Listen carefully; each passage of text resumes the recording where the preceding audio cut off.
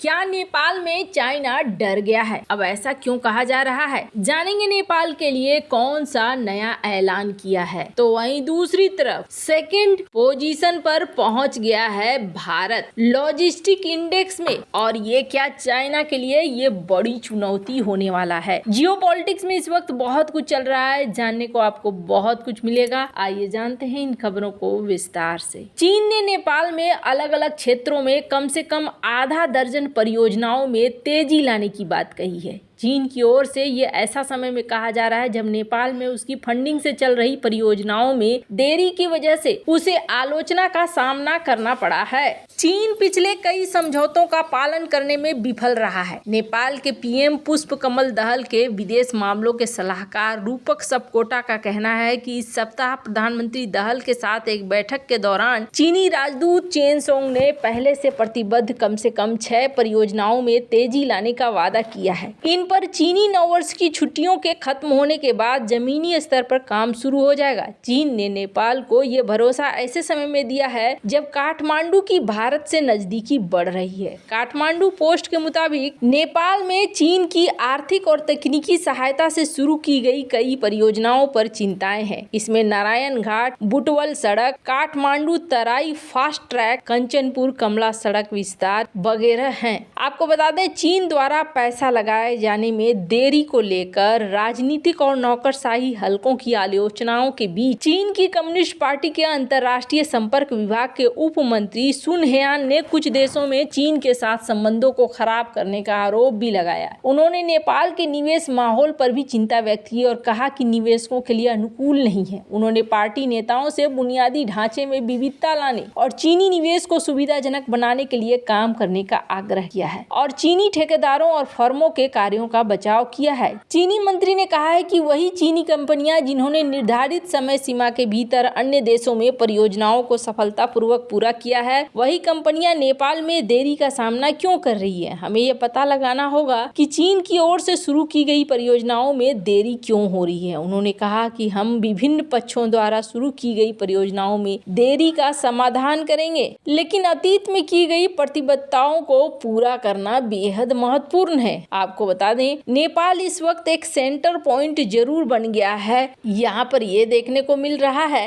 कि नेपाल के टॉप एजेंडे में चाइना भी है और चाइना के टॉप एजेंडे में नेपाल भी देखने को मिल रहा है, और यहाँ पर बहुत ही ज्यादा एक्टिव तौर पर देखने को मिल रहा है चाइना का प्रभाव। वैसे आपको बता दें, जब ताइवान में चुनाव हुए तब नेपाल के पीएम दहल ने इस बात को साफ किया था कि वो वन चाइना पॉलिसी को मानते हैं और वो ताइवान के सपोर्ट में नहीं है। नेपाल भी बीच बिचाव करके चलना चाहता है, किसी के साथ झगड़ा मोल नहीं लेना चाहता है, पर यहाँ पर सीन बन जाता है कुछ इस तरीके का जिसमें नेपाल बीच में आ ही जाता है। आपको बता दें, हाल फिलहाल में भारत ने कई सारे प्रोजेक्ट को लेकर नेपाल के साथ समझौता किया है और डॉक्टर एस जयशंकर खुद नेपाल गए थे। अब इससे आप समझ सकते हैं कि ये देश कितना ज्यादा महत्वपूर्ण है भारत के लिए। इन्होंने एनर्जी से लेकर कई तरह के समझौते किए और इस समझौते के बाद अब चाइना की नींद खुली है और चाइना को ऐसा लग रहा है कि कहीं नेपाल हाथ से न निकल जाए, इसलिए एक्टिव हो जाओ और एक्टिव होकर इस जगह पे पहुंचना शुरू कर दो। यही वजह है कि इस विजिट के बाद ये देखने को मिला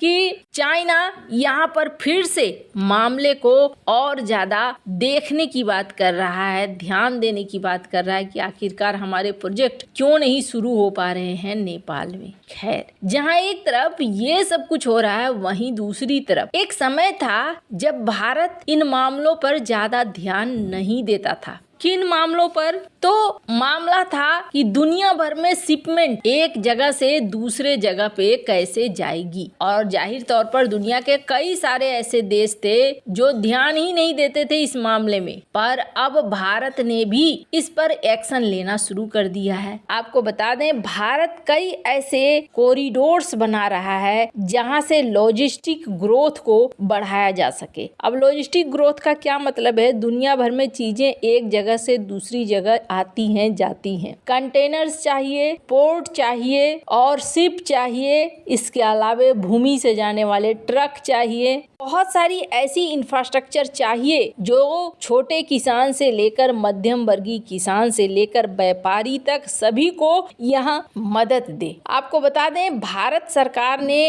अभी हाल फिलहाल में कॉरिडोर के लिए 133 रेलवे स्टेशन 9 राज्यों में, इसके अलावे मल्टी मॉडल लॉजिस्टिक पार्क, इसके अलावे terminals, container depot, container terminal, parcel hub, ये सारा कुछ बनाने का ऑर्डर दिया है। हाल ही में भारत एक परियोजना चला रहा है, गति शक्ति कार्गो टर्मिनल्स, और इसके द्वारा खास तौर पर देश भर में कई जगहों पर बनाने की कोशिश हो रही है टर्मिनल्स, जहां से माल का सप्लाई एक जगह से दूसरे जगह तक हो सके। भारत सरकार लगातार इस तरीके के परियोजनाएं निकाल रही है जिससे दुनिया भर में जो चाइना की बढ़त है, आपको बता दें, अगर दुनिया के सप्लाई चेन का प्रमुख हिस्सा है चाइना, तो इसके पीछे कारण भी है, और कारण ये है कि चाइना को ग्लोबल सप्लाई चेन में अच्छी खासी हिस्सेदारी मिलनी शुरू हुई, और ये हिस्सेदारी इसलिए भी शुरू हुई कि चाइना की इकोनॉमी बढ़ी, और चाइना की इकोनॉमी जैसे जैसे बढ़ने लगी वैसे वैसे चाइना अपने यहाँ एक सप्लाई चेन भी बनाने लगा। दुनिया भर में कैसे सप्लाई करना है, अपने कंटेनर, अपने रेलवे, अपने पोर्ट, अपने शिप, बहुत सारी चीजों में चाइना आगे बढ़ता चला गया। फिर एक समस्या खड़ी हुई, और ये समस्या क्या खड़ी हुई कि चाइना से धीरे धीरे देश हटने लगे, और ग्लोबल सप्लाई चेन में जो ये कहा गया कि चाइना एक प्रमुख हिस्सेदारी रखता है, वहां से चीजें अब बंटने लगी। कुछ चीजें भारत चली गई, कुछ चीजें वियतनाम चली गई। स्क्रीन पर आप आर्टिकल देख सकते हैं। और इसके बाद अब तय होने लगा कि क्या भारत इस चीज को मेंटेन करके रख पाएगा। तो दो तरह के दुनिया में इंडेक्स निकलते हैं, एक इंडेक्स वर्ल्ड बैंक की तरफ से निकलता है और एक है agility emerging market logistic index. यहाँ पर आप पहले नंबर पर देखेंगे चाइना को और दूसरे नंबर पर देखेंगे भारत को। आपको बता दें, चाइना और भारत में कुछ ज्यादा पॉइंट्स का अंतर नहीं है,